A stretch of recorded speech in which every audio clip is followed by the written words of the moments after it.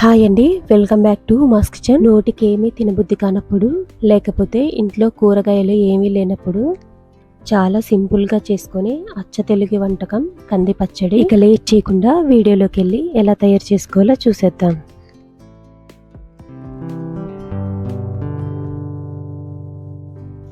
నేను ఈ పచ్చడి కోసం అరకప్పు కందిపప్పు తీసుకున్నాను. కందిపప్పుని లో టు మీడియం ఫ్లేమ్లో కదుపుకుంటూ వేయించుకోవాలి. పప్పు ఎంత బాగా వేగితే పచ్చడి అంత రుచిగా ఉంటుంది.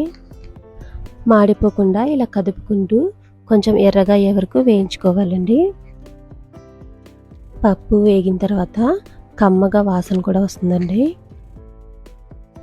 ఇలా లైట్గా కలర్ చేంజ్ అయిన తర్వాత ఈ కందిపప్పుని ఒక ప్లేట్లోకి తీసుకొని పక్కన పెట్టేసుకుందాం. ఇప్పుడు ఇదే ప్యాన్లో 1 టేబుల్ స్పూన్ ఆయిల్ వేడి చేసుకోవాలి. ఆయిల్ వేడైన తర్వాత మన కారానికి సరిపడా ఎండుమిర్చి వేసుకోవాలండి. నేనైతే ఇక్కడ 6 ఎండుమిరపకాయలు వేసుకున్నాను. 1 టేబుల్ స్పూన్ జీలకర్ర కూడా వేసుకొని ఈ ఎండుమిరపకాయలని వేయించుకోవాలి. వీటిని ఇలా లో ఫ్లేమ్లోనే వేయించుకోవాలండి. అలాగే 1 స్పూన్ ధనియాలు కూడా వేసుకొని వేయించుకోవాలి. వీటిని కూడా మాడిపోకుండా 1 నిమిషం పాటు కదుపుకుంటూ వేయించుకోవాలి. ఎక్కువ టైం పట్టదండి. 1/2 నిమిషం పాటు ఇలా వేయించుకున్న తర్వాత ఒక పెద్ద టమాటాను చిన్న ముక్కలుగా కట్ చేసుకొని వేసుకోవాలి.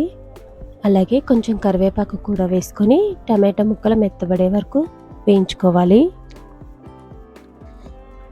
ఇలా వేయించుకుంటే సరిపోతుంది. ఇప్పుడు ఈ మిశ్రమాన్ని ఒక ప్లేట్లోకి తీసుకొని చల్లారి పెట్టేసుకుందాం. ఇప్పుడు ఇవన్నీ మనకి పూర్తిగా చల్లారనే కదండి. ముందు మనం టమాటో ఎండుమిర్చిని మిక్సీ జార్లోకి వేసుకుందాం. దీంట్లోకి రుచికి తగినంత ఉప్పు వేసుకొని 2 పల్సులు ఇవ్వాలి. తర్వాత ఈ మిక్సీ జార్లోకి వేయించి పెట్టుకున్న కందిపప్పు మొత్తం వేసేసుకోవాలి. అలాగే 1 టేబుల్ స్పూన్ చింతపండు రసాన్ని వేసుకోవాలి. అలాగే 1 చిటికెడు పసుపు వేసుకొని ఇలాగ మెత్తగా మిక్సీ పెట్టుకోవాలి. నీళ్లు వేయాల్సిన అవసరం లేదండి. ఇలా కదుపుకుంటూ మెత్తగా మిక్సీ పట్టుకోవాలి. చివర్లో ఉల్లిపాయ ముక్కలు వేసుకొని ఇంకొక పల్స్ ఇస్తే సరిపోతుంది. మీకు ఉల్లిపాయ ముక్కలు వద్దనుకుంటే మానేయచ్చు. ఇప్పుడు ఈ పచ్చడిని ఒక గిన్నెలోకి తీసుకుందాం. ఇప్పుడు స్టవ్ మీద తాలింపు వేసుకోవడానికి ఒక ప్యాన్ పెట్టుకొని 1 స్పూన్ ఆయిల్ని వేడి చేసుకోవాలి.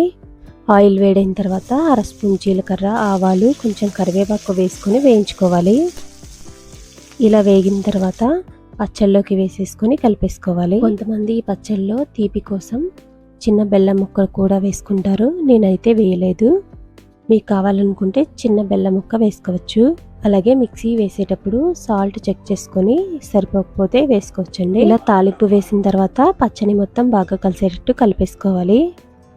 అంతేనండి, కమ్మని కంది పచ్చడి రెడీ అయిపోయింది. ఇలా వేడివేడి అన్నంలో కొంచెం కంది పచ్చడి నెయ్యి వేసుకొని తింటే రుచి అదిరిపోతుందండి. ఈ వీడియో నచ్చినట్టయితే లైక్ చేయండి. మరిన్ని ఇలాంటి వీడియోస్ కోసం ఉమాస్ కిచెన్ ఛానల్ని సబ్స్క్రైబ్ చేసుకోండి. Thank you.